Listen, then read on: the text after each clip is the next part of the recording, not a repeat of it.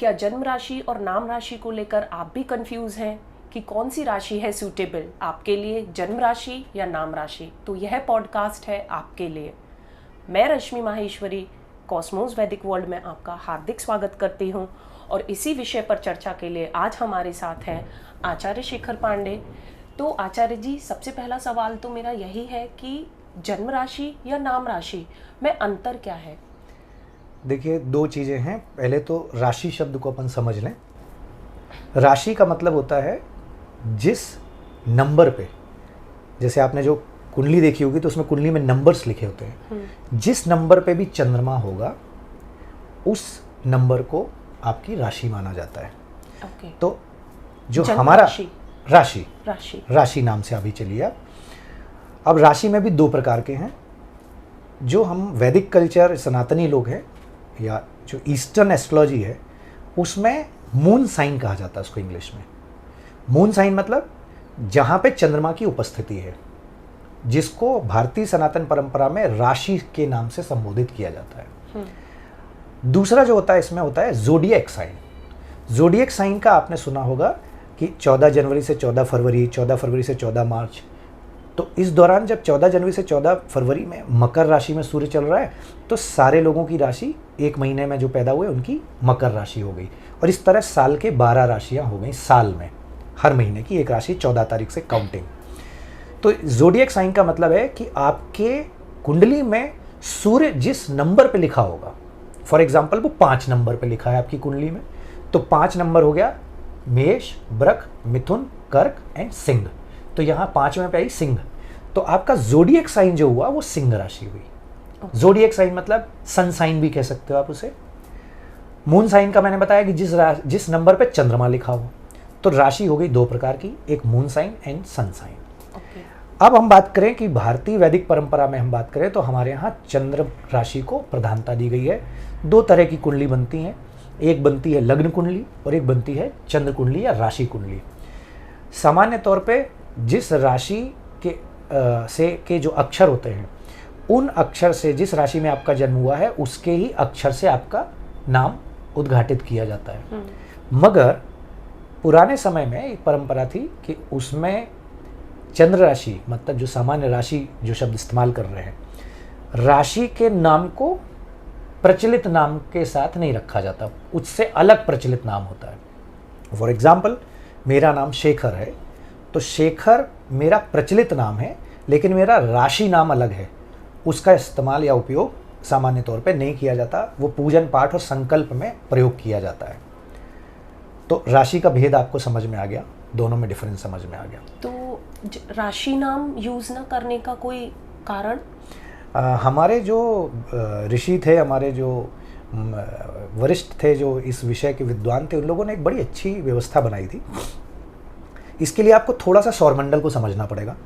पृथ्वी के सबसे निकटतम यदि कोई ग्रह है तो वो चंद्रमा है। चंद्रमा को ये कहा गया चंद्रमा मनसो जाता, चंद्रमा मन का कारक है। तो चंद्र राशि जो आपकी है उससे आपके मन की स्थिति को जाना जा सकता है। एक चीज ऐसा भी कह सकते हैं कि किसी प्रयोगों के द्वारा, जो मांत्रिक प्रयोग हैं, तांत्रिक प्रयोग हैं, उनके द्वारा आपके मन को दूषित भी किया जा सकता है। अब जब मेरा वो राशि ही नहीं है, जो प्रचलित नाम है वो अलग है और राशि नाम अलग है, और राशि नाम वो है जो किसी को पता नहीं है, तो ये हिडन है। प्रचलित नाम अलग है। तो प्रचलित नाम के ऊपर यदि किसी तरह के प्रयोग किए जाते हैं वो प्रभावी नहीं होते, क्योंकि मन का उससे कोई संबंध नहीं है। अब यदि राशि नाम आपका पता है तो उससे आपके नक्षत्र की भी जानकारी मिल गई और किसी तरह के प्रयोग किए गए तो वो आपके मन को प्रभावित करेंगे। It is completely based on frequency. जैसे शब्दों का जो फ्रीक्वेंसी होती है, तो फ्रीक्वेंसी आप तक नेगेटिव फ्रीक्वेंसी ना पहुंच पाए, उसके लिए हमारे जो ऋषि थे, मुनि थे, जो संत थे, साधक थे इस विषय के, उन्होंने एक व्यवस्था स्थापित कर दी कि राशि नाम रख के उसको लिख के कुंडली में रख दीजिए और प्रचलित नाम अलग रखिए, ताकि आपको उसके दुष्प्रभाव ना मिले। लेकिन आज के टाइम में नेगेटिव फ्रीक्वेंसी क्रिएट करने का लोगों के पास, मुझे लगता है, टाइम नहीं है इतना। ये सब पहले ज़माने में चलती थी बातें, तो ये चीज़ अभी भी मानने क्यों है? इसको एक अलग तरीके से समझिए। यदि आप किसी जगह जा रहे हैं और आपको ये पता है रास्ते में कंकड़ नहीं है, तो बिना जूते के जाते हैं क्या? नहीं जाते ना। यदि हम अपने आप को सुरक्षित रखने के लिए एक प्रोटोकॉल अडॉप्ट कर सकते हैं और उस प्रोटोकॉल को अडॉप्ट करने में आपको कोई परेशानी नहीं है, कोई तकलीफ नहीं है, कोई कष्ट नहीं है, तो उसको अडॉप्ट करके हम अपने को सेफ मोड में ले जा रहे हैं। अब आपकी यदि ये मनोदशा है कि आपके बारे में कोई गलत नहीं सोचता या गलत नहीं करता, तो आपकी एक अच्छी सोच है, इसका मतलब आप ऐसा नहीं करते। तो यदि हम ये कहें कि साइंस के सिद्धांत को समझें कि यदि एक गॉड पार्टिकल जिसको एटम कहा गया, उसमें यदि इलेक्ट्रॉन -2 है तो प्रोटॉन कितना होगा? +2। इसका मतलब दुनिया में नकारात्मक शक्तियां भी उतनी हैं जितनी सकारात्मक हैं। तो आप यदि अच्छे हैं तो दुनिया पूरी अच्छी है, ये आपका मिथ है। क्योंकि यदि ये सच है तो फिर ये इलेक्ट्रॉन और प्रोटॉन का जो सिद्धांत है वो नष्ट हो जाएगा। तो हम ये माने कि जो भी हमसे ईर्ष्या रखने वाले लोग हैं, जो हमारे लिए बुरा सोचने वाले हैं, वो किसी भी कारण से हो सकते हैं, उनकी अपनी मनोदशा है, उनका अपना थॉट प्रोसेस है, तो उसके दुष्प्रभाव हम क्यों झेलें? तो इसीलिए राशि नाम को रखने की सलाह नहीं दी जाती, प्रचलित नाम अलग रखा जाता है। जन्म राशि के अक्षर से नाम न रखने का कुछ शास्त्रोक्त आधार भी है? बिल्कुल है। शास्त्रोक्त यदि ज्योतिष के हिसाब से बात करूं तो ज्योतिष में हमेशा इस बात का ध्यान रखा जाता है कि चंद्र राशि का तो मैंने बता दिया कि चंद्रमा जिस राशि में वो नाम आपको नहीं रखना, ताकि आप जो नेगेटिव फोर्सेस हैं वो आपको तंग ना करें और आपको बहुत जल्दी प्रभावित ना किया जा सके। अब नाम जो दूसरा रखना है वो कैसा रखना है? जिसको जितनी बार लिया जाए, मतलब वो ऐसा वर्ण होना चाहिए, ऐसा लेटर होना चाहिए, आपके कुंडली को देख के वो डिसाइड होता है, जो आपके सौभाग्य का कारक हो। मतलब जितनी बार उस नाम को बोला जाए किसी भी व्यक्ति के द्वारा, तो आपका हर्ष बढ़े, आपका आनंद बढ़े, आपका संपन्नता बढ़े, आपका स्वास्थ्य बढ़े। तो बेसिकली इन सबको यदि हम जोड़ लें तो उसके लिए एक वर्ड आता है, दैट इज कॉल्ड सौभाग्य। तो कुंडली में नवम भाव, आपकी कुंडली का जो नवम भाव है, जो पंचम भाव है और जो लग्न भाव है, ये 3 स्थान होते हैं ऐसे। इनको एक केंद्र त्रिकोण भी है, और त्रिकोण जो टेक्निकल लोग हैं वो समझ पाएंगे। तो त्रिकोण जो बनता है, इस त्रिकोण से संबंधित जो लेटर है, यदि उसका आप नाम रखते हैं तो वो नाम जितनी बार लिया जाएगा आपको इसका बढ़ोतरी मिलेगी, इसका आपको फल मिलेगा। तो जैसे सेलिब्रिटीज भी अपना काफी नाम चेंज कर लेते हैं, तो मतलब फिर जन्म राशि का महत्व क्या रह गया फिर?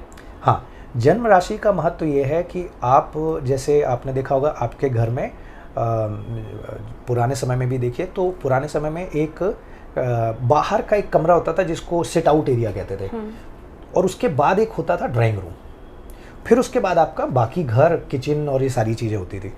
तो आपको यदि याद हो, बहुत से ऐसे लोग होते हैं जिनको सिट आउट में बिठा के वहीं से चाय कॉफ़ी करके उनको विदा कर दिया जाता है। कुछ लोग ऐसे होते हैं जो थोड़ा सा आपसे ज़्यादा निकट हैं, वो आपके ड्राइंग रूम तक आते हैं, और कुछ ऐसे होते हैं जो आपके किचन में जाके पानी भी ले लेते हैं। अब यहाँ आप देखिए, ये 3 तरह के जो लोग हैं, इनकी अंतरंगता आपके साथ, जो इनका जो आप जो जेलअप होते हैं, जो आप इनके साथ कॉन्फिडेंट होते हैं कि चाय बना के भी कोई आपके घर का दूसरा व्यक्ति आपके घर की चाय बना के आपको ही पिला सकता है, ये आपकी इंटीमेसी है, ये आपके उनके साथ कंफर्ट है।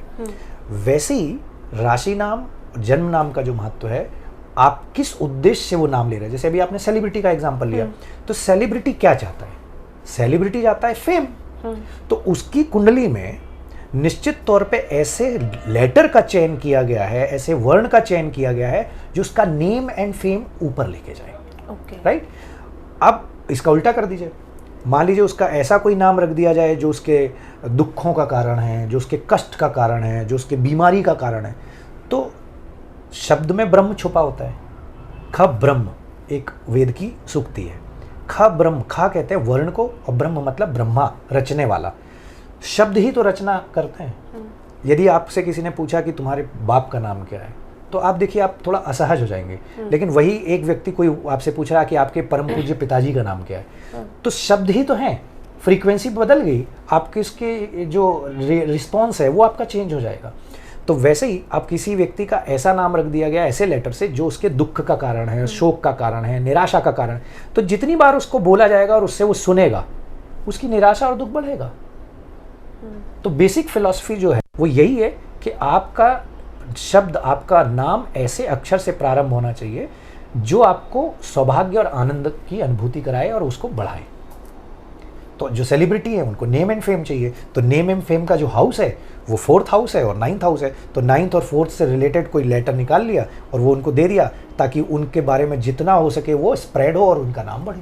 तो फिर जन्म राशि की उपयोगिता कहाँ रह गई? हम इसको कहाँ देखेंगे, कहाँ यूज करेंगे? अभी मैंने स्टार्टिंग में आपको बताया था कि प्राय तौर पे जो जन्म राशि है वो विवाह के समय, मंगल कार्यों के समय, किसी तरह का आप अनुष्ठान कर रहे हैं तो उसमें संकल्प पढ़ा जाता है। तो संकल्प में आप अपनी राशि नाम का, आप अपने गोत्र का, आप अपने क्षेत्र का, इसका आप उसमें उल्लेख करते हैं। रीज़न कि हम अपने मानसिक शक्तियों का भी सहारा लेना चाहते हैं। तो जिस देवता का आप आवाहन कर रहे हैं या जिस व्यक्ति के साथ आप किसी मंगल कार्य में शामिल हो रहे हैं तो उससे आपका मन मिला रहे, इसके लिए इनका उपयोग किया जाता है। तो ये खास, ये कुछ विशिष्ट मौक़ों पर, विशिष्ट अवसरों पर ये नाम इस्तेमाल होता है। ओके। तो जैसा कि ये कहते हैं कि जन्माक्षर से ना रखें अपने बच्चे का नाम, तो आप भी यही कहेंगे क्या? देखिए, हमारे जो बुज़ुर्ग हैं, हमारे जो इतने वेद पुराणों में यदि हम बात करें, वेदों में बात करें या वेदोक्तियों की बात करें, तो कहीं ना कहीं उसका जो पाठ ज्योतिष है, ज्योतिष में इस बात का उल्लेख है। चंद्रमा चूँकि मन को प्रभावित करता है, तो अपने मन को प्रदूषित होने से यदि आप बचाना चाहते हैं तो ज़रूरी है कि आप जन्म राशि से नाम ना रखें। आप उसका जो सौभाग्य बढ़ने वाला है ऐसा वर्ण चयन करें। अब यहाँ समझने वाली बात यह है कि मैं अपना व्यक्तिगत अनुभव आपके साथ शेयर कर रहा हूँ। सन 2000 के पहले तक, आपका भी 2000 के पहले का बर्थ है, तो आप गौर करें आपके भी 2 नाम होंगे, एक राशि नाम और एक प्रचलित नाम। राशि नाम का आपने कहाँ उपयोग किया होगा वो आपको याद भी नहीं होगा, क्योंकि वो इतना रेयर होता है कि आपको याद भी नहीं होगा। लेकिन प्रचलित नाम आपका, चूंकि रोज आपकी डेली लाइफ में, डेली रूटीन में आपका प्रयोग हो रहा है, तो आपको पता है। अब यहाँ पे सन 2000 के पहले तक ये परंपरा थी, लेकिन सन 2000 के बाद देखने में आ रहा है कि ज़्यादातर लोग उस तरफ बढ़ रहे हैं जहाँ राशि से नाम रखने की वो चेष्टा करते हैं, या उनकी एक्सपेक्टेशन, अपेक्षा है कि राशि का नाम बच्चे का रखना है। लोगों को ये जो पुरानी परंपरा थी वो परंपरा नहीं थी, वो पीछे उसके एक बड़ा लॉजिक था जो मैंने अभी पीछे आपसे चर्चा में बताया। अब यदि हम उनको समझेंगे नहीं तो हम इस तरह की गड़बड़ी करेंगे। अब उससे हो क्या रहा है, उससे नेगेटिव जो इफेक्ट है वो लाइफ में बढ़ रहे हैं, हमें दिख नहीं रहे, समझ में नहीं आ रहे। तो उसको नियंत्रित करने के लिए बुजुर्गों ने हमें पहले ही एक प्रोटोकॉल बना के दे दिया था कि इस राशि नाम का उपयोग यहाँ होना है जो कि न्यूनतम है, और प्रचलित नाम का उपयोग यहाँ होना है। तो 2000 के पहले ऐसा क्या था और बाद ऐसा क्या है, आपके अंदर ये सवाल होना चाहिए और आ ही रहा होगा। हाँ, बिल्कुल। तो इसमें हुआ ये है कि सन 2000 के बाद इंटरनेट आया। लगभग तो पहले गया था, लेकिन चलन में 2000 के बाद आया। 2000 के बाद इंटरनेट आया। इंटरनेट पे बहुत सारी सूचनाएं आना शुरू हुई। वो सिर्फ जानकारियां थी और उसमें अपनी खुद की भी, लोगों की अपनी दृष्टिकोण थे। लेकिन आप यदि देखें कि आप किसी भी सर्च इंजन में जाके यदि आप किसी चीज़ को खोजना चाहें तो वो ट्रेंड के बेस पे ऊपर आती है। अभी जो सोशल मीडिया और ये सारी चीज़ों का जो दबदबा बढ़ा है, उसमें आपके पास जो कोर कंटेंट आने चाहिए वो आ ही नहीं रहे। आपके पास मिथ पहुंच रहा है, एक ऐसा झूठ, एक ऐसा भ्रम, एक ऐसा जाल जिसका यदि एविडेंस मांग लिया जाए, क्लिनिकल एविडेंस मांग लिया जाए, तो आप नहीं दे पाएंगे। अच्छा, इतना समय किसी के पास है ही नहीं इस वर्तमान युग में कि वो अनुसंधान करने की कोशिश करे, वो जानने की कोशिश करे। तो हमारा सोचना ये है कि जो चीज़ प्रूवन है उसको यदि आप चैलेंज करते हो तो आप हवा में चैलेंज मत करिए, आप उसको क्लिनिकली प्रूफ करने की कोशिश करिए, साइंटिफिकली प्रूफ करने की कोशिश करिए, और जब वो प्रूफ हो जाए तब आप उसको सोशल मीडिया पे आप लेके आइए कि ये एक नया आपने रिसर्च, एक अनुसंधान करके दिया है कि इसकी आवश्यकता नहीं है, इसकी है। समय के साथ बहुत सारी चीजें बदलती है और विज्ञान एक ऐसा ज्ञान, विशिष्ट रूपेण ज्ञाना इति विज्ञाना, ज्ञान जब क्रमबद्धता प्राप्त करता है, मतलब उसमें क्रम चलता है लगातार, का रिसर्च और डेवलपमेंट वर्ड आता ना, अनुसंधान और विकास। तो अनुसंधान और विकास ये दोनों जुड़े हुए हैं। विकास बिना अनुसंधान के संभव नहीं है। लेकिन अभी सोशल मीडिया में क्या प्रॉब्लम हो रही है, जिसका जो मना है बोल दिया। अब वो बोलना ट्रेंड में चला गया और वो सबसे ऊपर हाईलाइट हो रहा है। तो जब आप पेज कोई खोलेंगे तो जो ऊपर हाईलाइट हो रहा है उसी को आप सही समझेंगे। पहले कभी आपकी अपनी एक पॉडकास्ट हुई थी, आपको याद होगा, योग पे अपन ने चर्चा की थी कि योग तो 8 हैं, यम नियम आसन प्राणायाम प्रत्याहार धारणा ध्यान समाधि। लेकिन बाबा रामदेव ने क्या किया, आसन और प्राणायाम ये योग है। तो हमारी अगली पीढ़ी को क्या पता लगेगा कि आसन और प्राणायाम को योग कहते हैं। बहुत समय पहले का एक हास्य विषय था, जब रामायण आती थी अरुण गोविल जी की, तो रामानंद सागर जी ने बनाई थी। तो किसी बच्चे को प्रश्न आया कि रामायण किसने लिखी, तो उन्होंने लिख दिया रामानंद सागर ने। उस बच्चे के ज्ञान पे आप सवाल मत उठाइए, क्योंकि उस बेचारे को रामानंद सागर की उसने देखी है और वो बिल्कुल सही है। क्या आपने उसके पहले उसको ये बताने की कोशिश की कि जो रामानंद सागर की रामायण है वो रामायण नहीं है, वो उसका केवल चरित्र चित्रण है। एक्चुअली रामायण जो लिखी है वो रामचरितमानस के रूप में तुलसीदास जी ने लिखी है, और उससे पीछे चले जाए तो वाल्मीकि जी हैं। तो इस सोर्स तक पहुंचने का लोगों के अंदर अब ताकत नहीं बची, सामर्थ्य नहीं है, क्योंकि उसके लिए आपको मेहनत करना पड़ेगी। तो यहाँ ये प्रसंग मेरा लेने का कारण सिर्फ ये है कि हम सिर्फ जो बाहरी विस्तार हो रहा है, जो प्रचार प्रसार हो रहा है, उसमें एकदम आप डूब मत जाइए, अपनी बुद्धि लगाइए। दूसरा, यहाँ बिल्कुल कहूँगा कि अपने ऐतिहासिक, अपने दार्शनिक, अपने पौराणिक विषयों पर सवाल मत खड़े करिए, बिल्कुल खड़े करिए, लेकिन खड़े करने के साथ अनुसंधान करने की ताकत रखिए। यदि आपके अंदर अनुसंधान करने की ताकत है, आप प्रूफ कर सकते हैं, तो आप उस वेद में एक नया चैप्टर लिखने जा रहे हैं। दैट इज कंट्रीब्यूशन, ये आपका कंट्रीब्यूशन होगा। तो हम पिछली जो मान्यताएं हैं उनको सिरे से खारिज ना करें, उसके रिपरकेशन आपको ही झेलने हैं, उसके जो दुष्परिणाम है वो आपको ही झेलने हैं।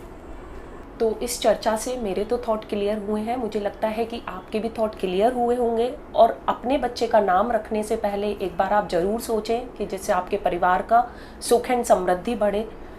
इस विषय से रिलेटेड कोई भी क्वेरी है तो हमें कमेंट सेक्शन में ज़रूर भी भेजें, और हमारे चैनल को सब्सक्राइब करना बिल्कुल भी ना भूलें, जो कि है कॉस्मोस वैदिक वर्ल्ड। धन्यवाद।